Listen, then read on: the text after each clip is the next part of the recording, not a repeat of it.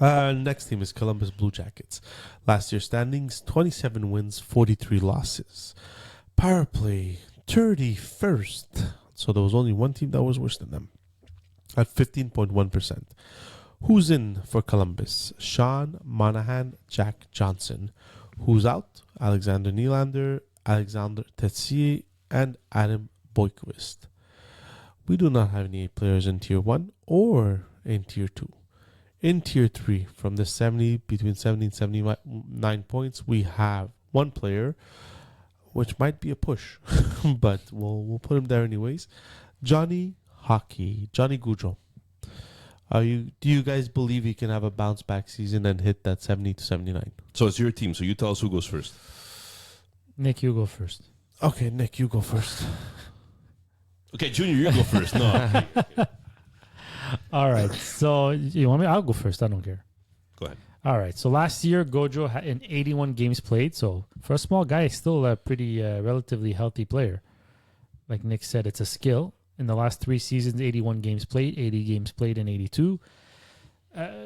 Lousy, and I'll be honest, it was a very lousy 12 goals last year and 48 assists in his second season with Columbus. So that makes it a little bit more worrisome, if you ask me. Still finished with 60 points.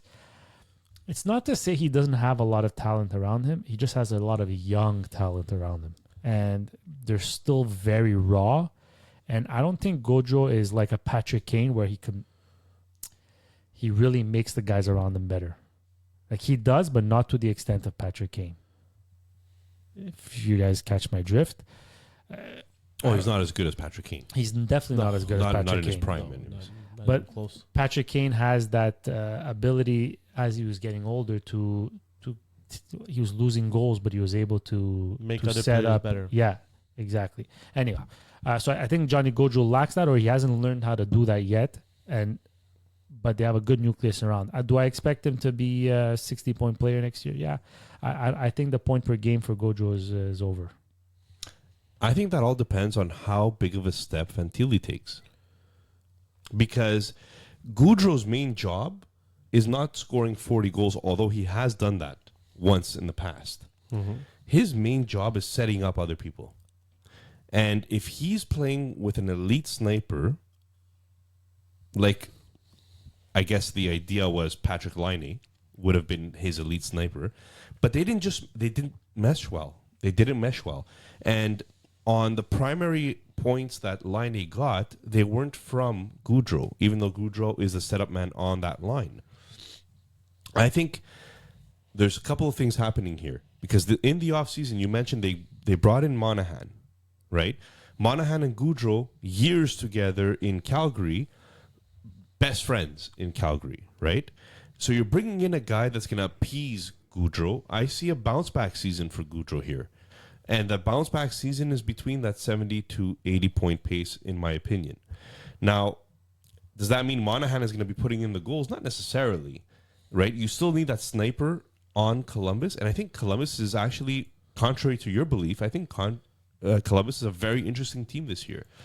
Not in the sense of they're going to have a lot of superstar players necessarily, but who takes that role on the top line playing with Gaudreau? Because it doesn't look like it's going to be Patrick Laine. From a development standpoint, Because very there's trade intriguing. rumors there.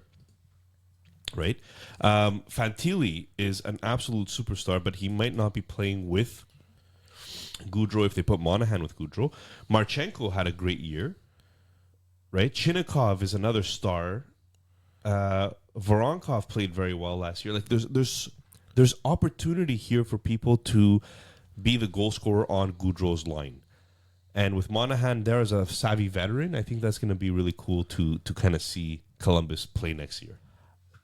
Reuniting the old crew, you know? They have a lot of young pieces. I think it'll be a fun team to watch from a development standpoint. Right? But So that's why I agree with the tier, by the way, with the 70 to 79 points for Gaudreau. That's why I say he could reach there. I say bringing in Sean Monahan is a really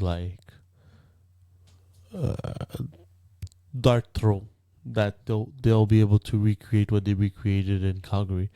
What they had in Calgary, Sean Monahan was at 100% health where now we can all know he's maybe at 60-70% of his power. I He feel played 83 games last year. no, he'll play the games, but he can't bring out. He can't bring out the same talent he had when he played with Gaudreau in Calgary.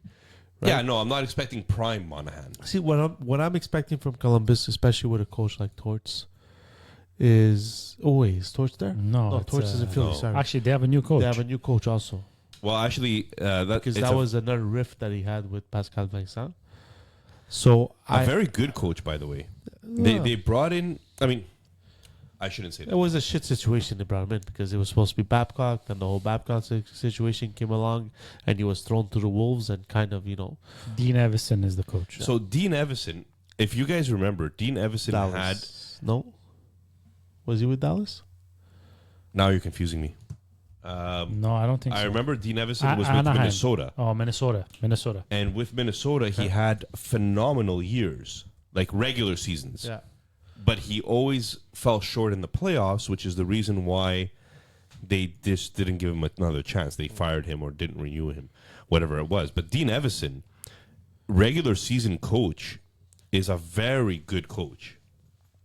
So I give it a boost for Columbus this year to have a coach of his caliber come in, and I'm not saying Monahan's going to be an 80-point player. I'm not saying Gaudreau's going to be an 80-point player, but at least 70 points, I see it happening.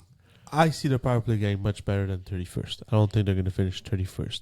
I think they have too much talent on that team, especially if Patrick Laine is there.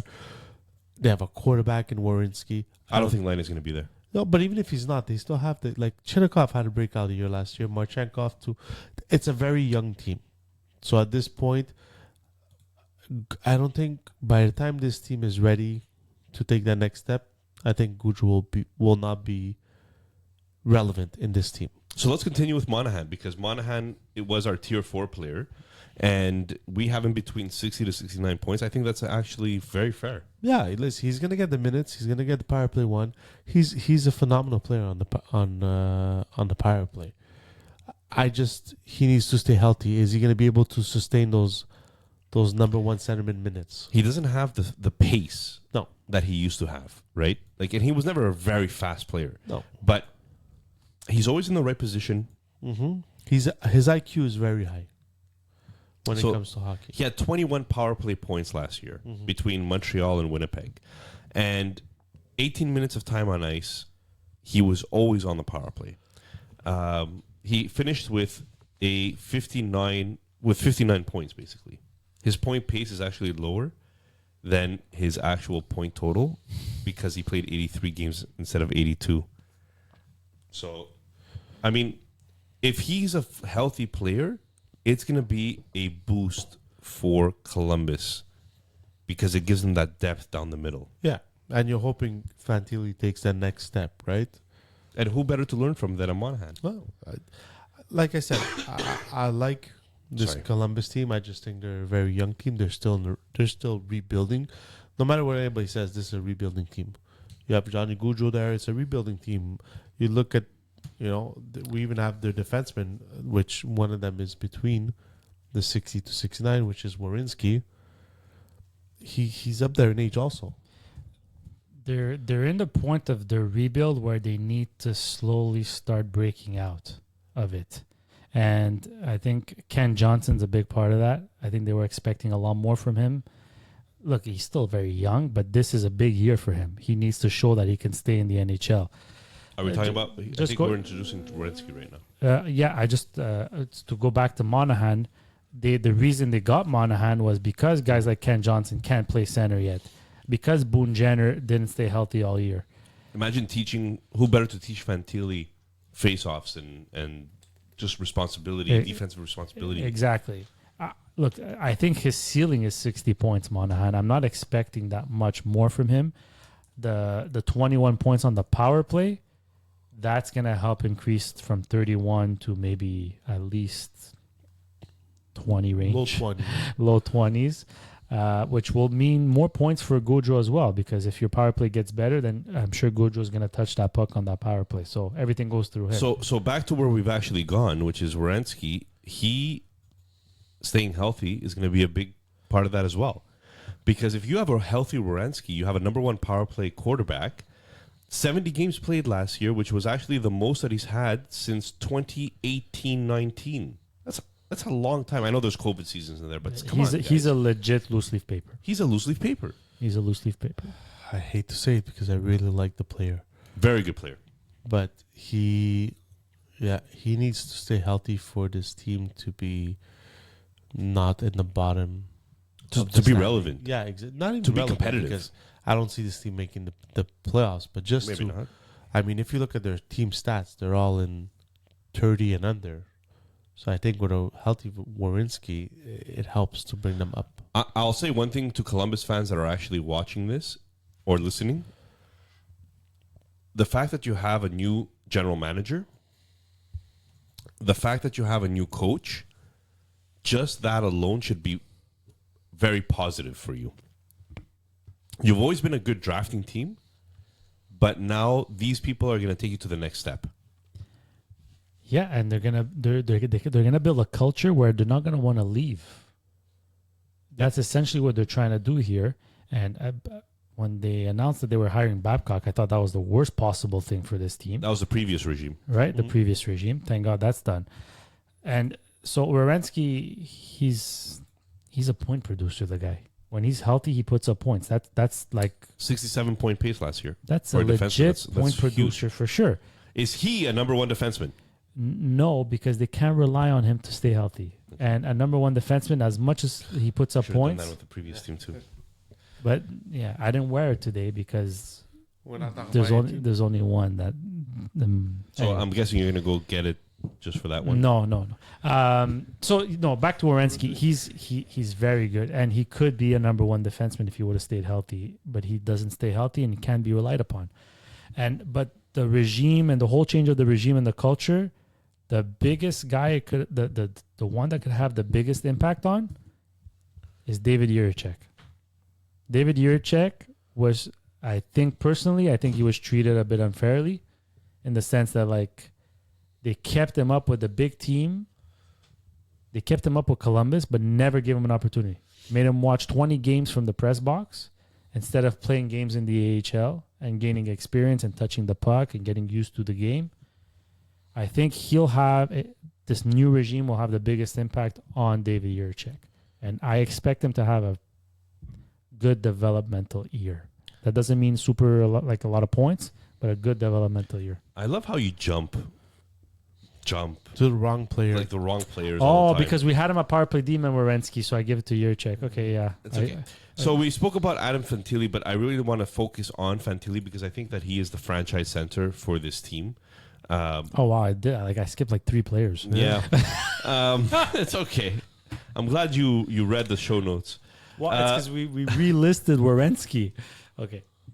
Naturally, Last though. year, he didn't have a great rookie campaign. Well, he had a decent one. He got hurt. You're right. I shouldn't say that. He was on a 45-point pace, which we've mentioned in the past is actually very good For a rookie. for a rookie, but staying healthy is also very good for a rookie, which he kind of didn't have. Minus 21, we're not going to talk about that. Don't care. He was in his rookie season. Plus, the team was not a very good team last year. And Gaudreau was like a minus 30. Yeah, so I'm not really paying attention to plus minus here. He only had 44% of the power play time, which means they weren't really using him on PP1. And I think that's a shame because this player should be on their top power play. And I'm expecting this year that Dean Evison is going to have him on the top power play. Other than that, 45-point pace is very good for a rookie. I'm expecting him to hit around that again, maybe 50 points. I don't see him in the 60 to 69-point pace yet, unless it's a major jump, right? Don't forget, he only played 49 games. So it's a tall order to see him jump that quickly. Yeah. Like We'll see preseason. We'll see training camp. like you said, I think we're being ambitious for him to hit in the 60 to 69 points. I feel if he hits the 50 to 60, I think it'll be a successful season for him. Yeah, he should try to hit the 50 points. But I'll say this as well, like in his rookie year, despite what I'm about to say, he still was pacing for 45 points. These are the 3 line combinations he had throughout his 49 games. Gojo, Danforth, Fantilli. Voronkov, Marchenko, Fantilli. Benstrom, Kent Johnson, Fantilli. In none of those combinations is there a player that repeats. So he's had different line mates every single time. Well, Fantilli repeats. Yeah, well, duh. But like, how do you try to build chemistry? How do you try to build a future if he's always being tossed around like that? I think Dean Evison is going to be a big difference this year. Anyways, that's just my opinion. I don't want to take over from you because this was your team, but I just wanted to kind of segue into this. Adam Fantilli,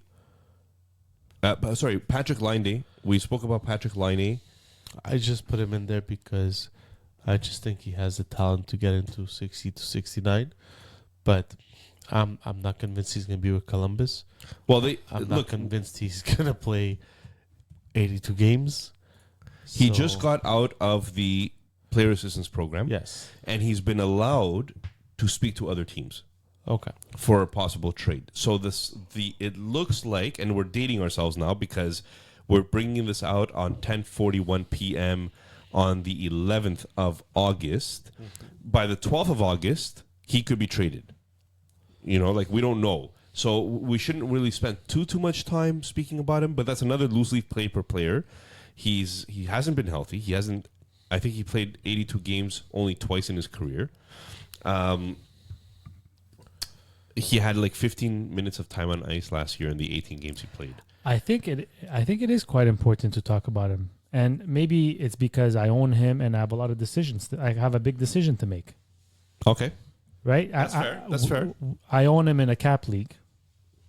What's his cap hit? 8.7 million. Jesus. Right? But he could be a 40 goal scorer. 35 goal scorer, 30 to 40 goal scorer. He has the talent. He's got the talent to the year before he had 52 points in 55 games. The year prior 56 and 56. This guy, he was pacing on point per game pace 2 consecutive years. So it's not something that's like came out of nowhere. But he cannot stay healthy physically and mentally, and that's very worrisome. But at the same time, fantasy GMs now have to debate, is his potential too good to just get rid of him for nothing? I think if you're in a cap league. Like, I'm in a cap league right now, and you're in pain. I'm in pain, and the reality is I'm trying to work to find a solution to keep the guy. But it's very difficult for a contending team in a fantasy league to keep a guy at 8.7 and justify that I could get rid of these up-and-comers or like mid-range guys that make 4-5 that could produce maybe more than him because he won't play. It's a high risk. Keeping him is high risk. You can't go in a league hoping a player plays 82 games. You just can't. And he's proven the past 5 years that he can't play 82 games. If you have I just wanted to play 60. If you have an IR spot, you don't really care. You get that 8.5? 8.7 million dollars, and you put it in your IR spot, and you bring up a guy that whatever replaces, but it's still not an ideal situation. And if you don't have an IR spot, like some leagues don't, like LPHL, we don't have IR, right? That 8.7 million is painful. Yeah, that's a lot of potential talent lost. So Laine is a good target for tanking teams to go acquire that don't need him to produce right away. That will will flip him. And his value is not high right now. So that's a potential move for a non-contending team to go get to either flip or keep, because guys, the reality is that might be a very good idea for you who's tanking in Lama to go out and pay cents on the dollar to grab Laine and give the guy cap relief. And guys, he's 20. And then you flip him if he stays. He's 26 years old, guys. You have IR, so there's no cap relief. You just put him on IR. No, but I'm pretty sure that That's still a roster spot. It's still a roster spot that he's trying to. Let's say he needs help on defense. He can't fill it because Laine has to start the season on his team. Yeah. Right? listen, I But he's healthy right now. He's out of the program. Yeah, So, he technically counts. speaking, he's playing He's game not one. IR. yeah, I'm not saying he's not going to play. I'm just saying to keep this player because you think of his potential, you need to, in your head, you need to tell yourself this guy's playing 60 games.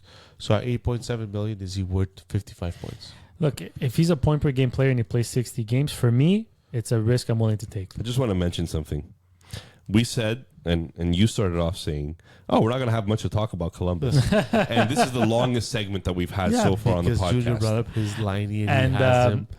Okay, let's his move value on. is Let's just move as on. bad in the NHL, though. So Yeah. that's the reason he's Actually, not there's, traded there's yet. there's quite a few teams that have inquired supposedly. Yes, and but- that might be like playing the field a little bit because Don Waddell knows how to play the field. But based off the rumors, the return is not going to be extravagant. Listen, It can't. They don't want to retain. So there's you can't. Exactly. At here's another 8.7. player that's sinking them, and that's Elvis Merzlikins. Oh God, this is We spoke about we spoke about Werenski already. Don Waddell. As soon as he took the job, no one wants his contract. Yeah, That's brutal, by the way. 897 save percentage, 3.45 goals against average, 33rd in goal save above expected. Nothing to write home about. Nothing to write home about. The only saving grace that they have is potentially Tarasov, who's younger and looking like a player that might establish himself in the NHL. 908 save percentage with a goals against average of 318. That's actually a pretty big improvement on Merzlikins, who's getting paid much more. 25th in goal save above expected for Tarasov, which is not bad. That's not bad numbers. But it's more average than it is. I think this goalie tandem is a 2A 2B. Like It's a 2A, 2B. No ones anywhere. no, in here. like it's listen. We have to say with the team they have, you're not expecting extraordinary numbers out of these guys, but you're not expecting terrible numbers like this. I do think their future is Tarasov. I don't think Merzlikins is in their plan. I think they're just hoping that Merzlikins gets a good enough season where he's tradable with the contract he has. Because right now he's not tradable. Waddell is right when he says no one wants that contract. 3 years, 5.4 Yeah, million. no one wants that contract. So, I mean, I'm not going to spend much time on this goaltending. I think it's a 2A, 2B goaltending tandem. I think Tarasov is the future of this team. And I think it'll be, if not 50-50, I think Tarasov will get more games than Merzlikins. The only reason Merzlikins gets more games is if they're trying to up his stats for trade. Keep an eye out on Jed Greaves. He's their third goalie. He had great season in the AHL. Last year came up and had similar numbers to Tarasov for 9 games, which was better than Merzlikins. So I just look for Jed Greaves to have more of an impact in the NHL next year. He's 23 years old. Power play defenseman. We skipped it on purpose. I skipped it on purpose. You skipped it on purpose. Yeah. But a reason for that is because we're going to talk about their best prospect as well. So I want to ask you guys a question here, even though it's not my team to really launch it. Talk to me, Nick. I really want your opinion on this. He went from not talking last episode to now just not stopping. I have a computer again. David Juracek, is he the number 2 power play defenseman? Or is it Severson? Or is it Mattychuk? Because right now on Daily Faceoff, they have Mattychuk as the number 2 power play defenseman, not David Juracek. I mean, the boys at Daily Faceoff, who knows, right? They could be playing around with stuff there. But Severson has never been a power play guy. I'm looking at his career. He's never been power play 1. And although he has had power play 2 numbers, he He was power play 2 with New Jersey. Hamilton was 1. He was yeah, but never really put up great points. Like last year, he put up 32 points. Yeah, but power play 1 over here, Nick, it's Werenski. No one's dethroning that's- Werenski. No, sorry. I want to know, is Severson going to be power play 2, or is it going to be David Juracek, or is it going to be If- Mattychuk? That's my question. If I'm the coach, I'm putting Gierchek and Matachuk and see who can take the spot. So do you guys think they're both going to make the team this year?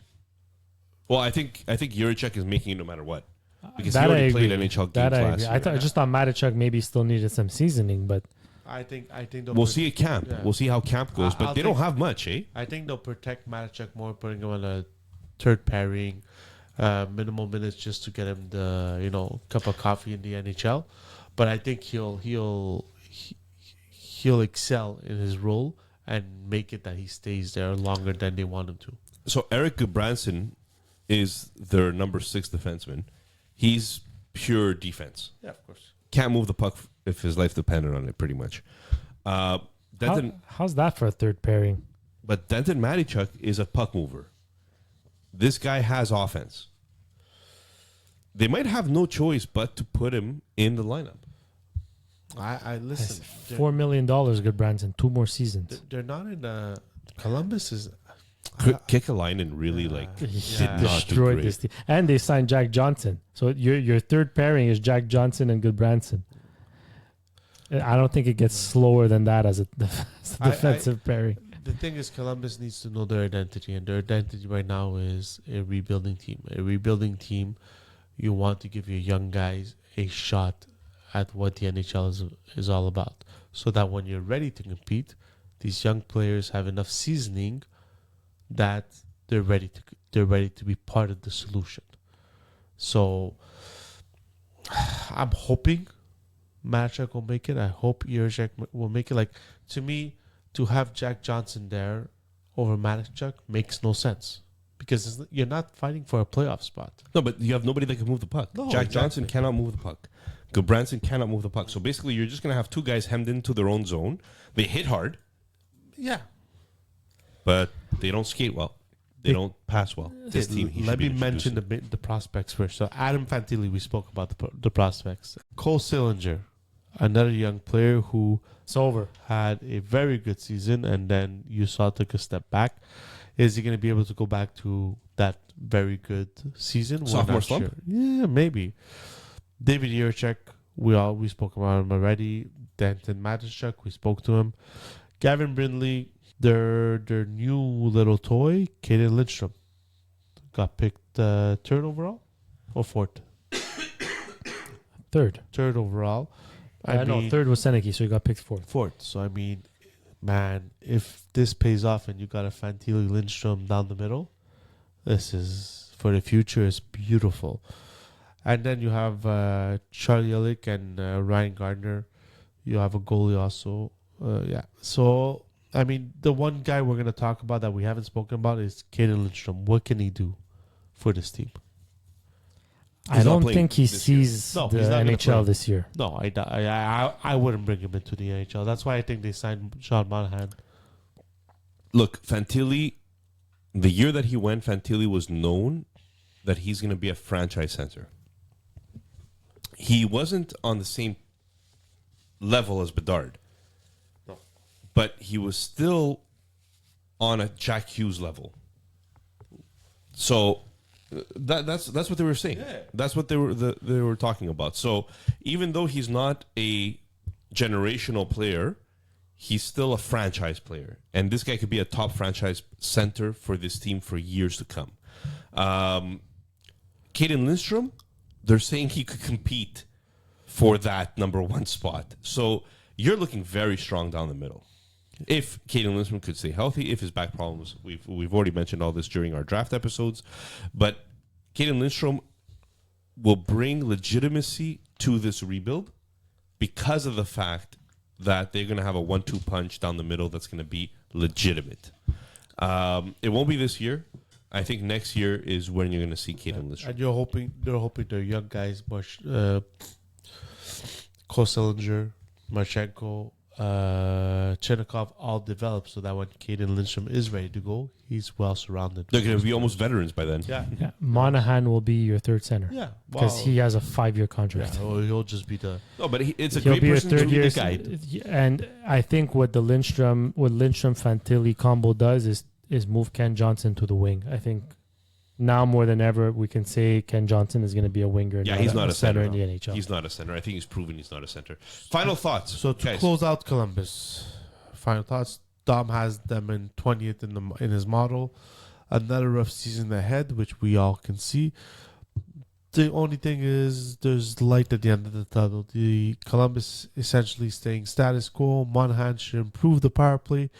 The rest is up to the young guys and see how well they develop. So that's going to be the leading story for Columbus this year. I'm very curious to see what trades they make, because I think that's going to be a big factor as well. Trading Laine away, what kind of return, if any, they could get.